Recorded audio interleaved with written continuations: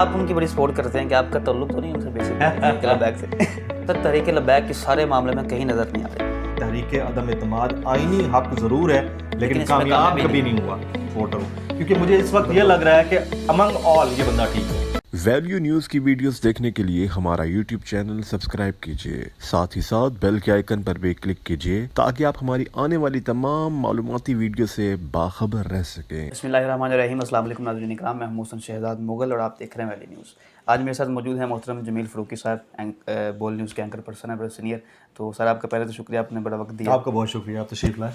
अच्छा सर, मैं मौजूदा सूरत हाल पर आपसे बात करना चाहूँगा कि अदम एतमाद के हवाले से ऐसा क्यों लग रहा है कि पीपल्स पार्टी जो है अब दूसरी जमातों से अलहदगी अख्तियार करना चाहती है। आपने भी कल ही उनसे इंटरव्यू किया खुर्शीद शाह साहब से, तो उस इंटरव्यू के तनाजुर में इसका क्या जवाब देंगे कि क्या वाकई पीपल्स पार्टी ने नून लीग को इस्तेमाल किया या अभी अदम एतमाद नहीं करना चाह रहे? देखें, ये इस बात का फैसला जो है ना 2-3 दिन के अंदर हो जाएगा। अभी तक तो वो बड़े कॉन्फिडेंट हैं कि हम नून लीग के साथ खड़े हैं और जमहूरी रवैयों के साथ खड़े हैं। उनके बकौल उन्होंने ये भी दावा किया है और पीपल्स पार्टी मुसलसल दावा कर रही है और बकौल खुर्शीद शाह साहब के कि हम तो कोई हॉर्स ट्रेडिंग नहीं कर रहे। अगर हॉर्स ट्रेडिंग नहीं कर रहे तो ये सिंध हाउस में जो पीपल्स पार्टी PTI के अरकान टूटे हैं और जो बबांगे दौल वीडियोज़ पे आकर अब कह रहे हैं कि हम छोड़ चुके हैं जी, तो वो कैसे हो गया? ये अपनी जगह पर है, लेकिन गवर्नमेंट या इमरान खान साहब को बजाय बगलें बजाने के या फिर ये कहने के कि ये मिसाक जमहूरियत के साथ खिलवाड़ है, उनको भी फिर उसी सिस्टम में रहते हुए उसी तरह से ही काउंटर करना आना चाहिए। अगर वो काउंटर नहीं करते अगले 2-3 दिन में तो सिचुएशन उनके हाथ से निकल जाएगी।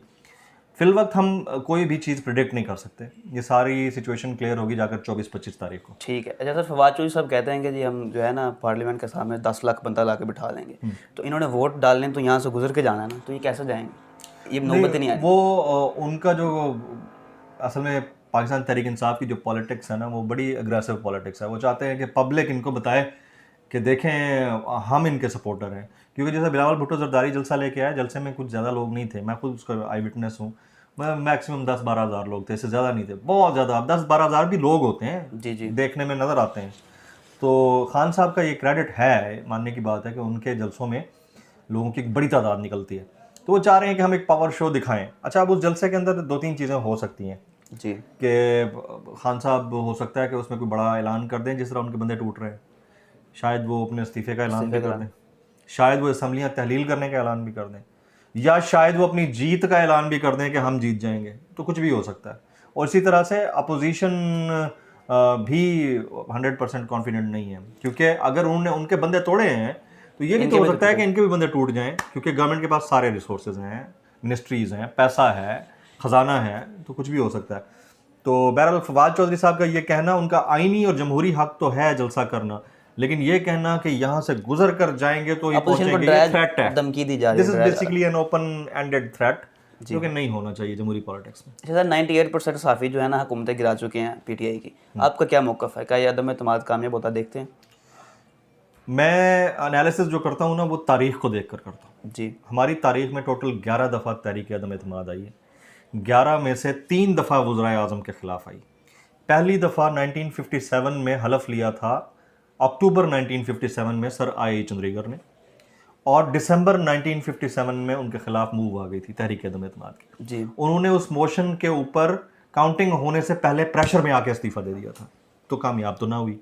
इसी तरह से दूसरी तहरीक अदम एतमाद बेनज़ीर भुट्टो के खिलाफ 89 में आई, जिसमें अपोजिशन के लोग जो थे उनकी अक्सरियत को 80 MNAs, to be very precise 80 MNAs उस वक्त मैच देख रहे थे पिंडी स्टेडियम में, उनको ऑपरेशन मिडनाइट जकाल के तहत वहाँ से उठाकर मरी और स्वात पहुँचा दिया गया, और वो लोग पहुँचे ही नहीं और वह तहरीक अदम एतमाद नाकाम हो गई।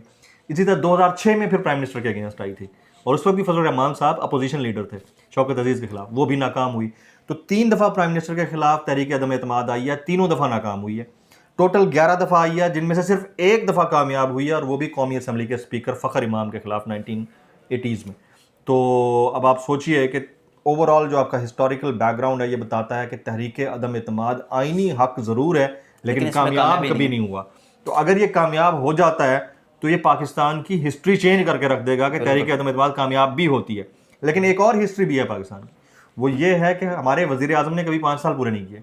जी सर, ये भी है। हुकूमतें 5 साल पूरी करती हैं, वज़ीर आज़म नहीं करते। वज़ीर आज़म नहीं करते। और अगर वज़ीर आज़म ये तहरीक अदम एतमाद से सर्वाइव कर जाते हैं तो वो लॉन्गेस्ट सर्विंग प्राइम मिनिस्टर होंगे कंट्री के, और अगर वो बन जाते हैं लॉन्गेस्ट सर्विंग प्राइम मिनिस्टर तो वो भी हिस्ट्री नहीं, बना आपको देंगे। क्या लगता है 5 साल पूरे करेंगे खान मुझे साहब? ऐसा लगता है कि वो 5 साल भी पूरे करेंगे, और मुझे ये भी लगता है कि अगले भी करेंगे। जो इन्होंने अपनी फ्रीक्वेंसी बना ली है ना पब्लिक के अंदर जाकर उनको एक्चुअलिटी बताने की, तो इतने सारे लोग जो मिल के उनके पीछे पड़ गए हैं, कुछ तो है कि पड़ गए हैं, तो उससे मुझे लगता ये है कि वो उस नैरेटिव को कैश करेंगे, और इस वाली तहरीक अदम एतमाद को अगर वो सर्वाइव कर गए तो ये 5 साल भी उनके हैं।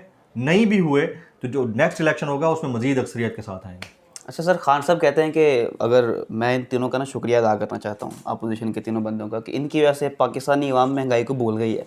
आपको क्या लगता है कि वाकई महंगाई भूल गई है अवाम? देखिए, महंगाई भूलने ना भूलने वाली कौम अलग है, वो कहलाती है अवाम।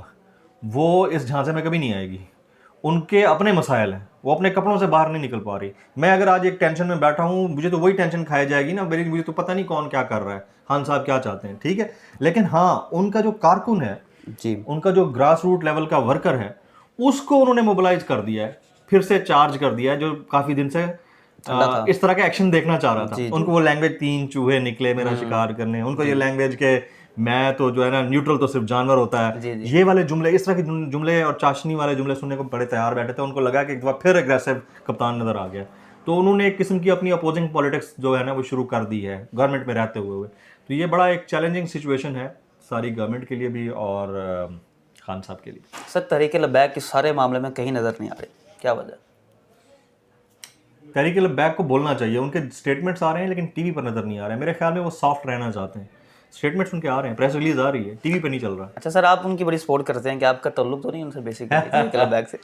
मैं आपको बताऊं कि मैं सच के साथ खड़ा होता हूँ जी, और सच के साथ खड़े होने में कोई कबाहत नहीं है। जब आपके मुल्क का कॉन्स्टिट्यूशन कहता है कि ये इस्लामिक रिपब्लिक ऑफ पाकिस्तान है, और अगर कोई ख़त्म नबूवत के ऊपर या फ्रांस के सफ़ीर को निकालने के ऊपर कोई बात करता है तो वो राइट पे खड़ा है। और मैं अगर सपोर्ट करता हूँ तो मैं एक जमात को नहीं, मैं उस नैरेटिव को सपोर्ट कर रहा हूँ। जी, वो नैरेटिव लब्बैक या रसूलुल्लाह किसी एक बंदे का नारा तो नहीं ना, हर मुसलमान दुनिया के किसी भी कोने में बैठ के मार देगा, ठीक है। हाँ, सपोर्ट उस वक्त होती है जब आप उनको वोट करने जा रहे हो या जब आप उनके टिकट पर खड़े हो रहे हो। तो आज मैं इमरान खान के हक में बात कर रहा हूँ, इसका मतलब ये तो नहीं कि इमरान खान का सपोर्टर हूँ, क्योंकि मुझे इस वक्त ये लग रहा है कि अमंग ऑल ये बंदा ठीक है। इसका मतलब कतई ये नहीं है कि मैं पीटीआई का सपोर्टर हूँ। तो उधर भी उस वक्त मुझे ये लग रहा था कि उनके साथ नाइंसाफ़ी हो रही है, और वाकई हुई है नाइंसाफ़ी। बिल्कुल ऐसे होती जब ना की नाइंसाफ़ी हुई है और उनको मैंने सपोर्ट किया है, तो इसमें बुराई क्या है? मेरा अपना ओपिनियन है ना, कोई इसे डिसएग्री कर सकता है। बहुत सारे लोग आप अफगानिस्तान में चले जाएं, जी जी, ठीक है, अफगानिस्तान के तालिबान ने 20 साल तक जद्दोजहद की, पाकिस्तान का सारा मीडिया अमेरिका के साथ खड़ा था। जब उन्हीं अफगान तालिबान ने अमेरिका को वहाँ से निकाला है तो हमारी कही हुई बात दुरुस्त साबित हुई है कि अफगान तालिबान का साथ दो, क्योंकि वो उनका होमलैंड है। अमेरिका के लिए वो टेररिस्ट होगा, अपने होमलैंड के लिए वो क्या है, फ्रीडम फाइटर है। इसी तरह बुरहान वानी फ्रीडम फाइटर है, इंडिया के लिए टेररिस्ट होगा जी। तो इसी तरह से हमारे मुल्क के जो लोग हैं जो रिलीजन के ऊपर खड़े हुए हैं वो पाकिस्तान के मुहिब वतन है, वो किसी और के लिए, किसी और सोच रखने वाले के लिए कुछ और हो सकते हैं। तो सपोर्ट जो है वो नैरेटिव के साथ होती है, किसी बंदे के साथ नहीं होती। ठीक है। अच्छा सर, अपोजिशन इतना शोर मचाया हुआ है लेकिन इनके पास कोई एजेंडा नहीं है।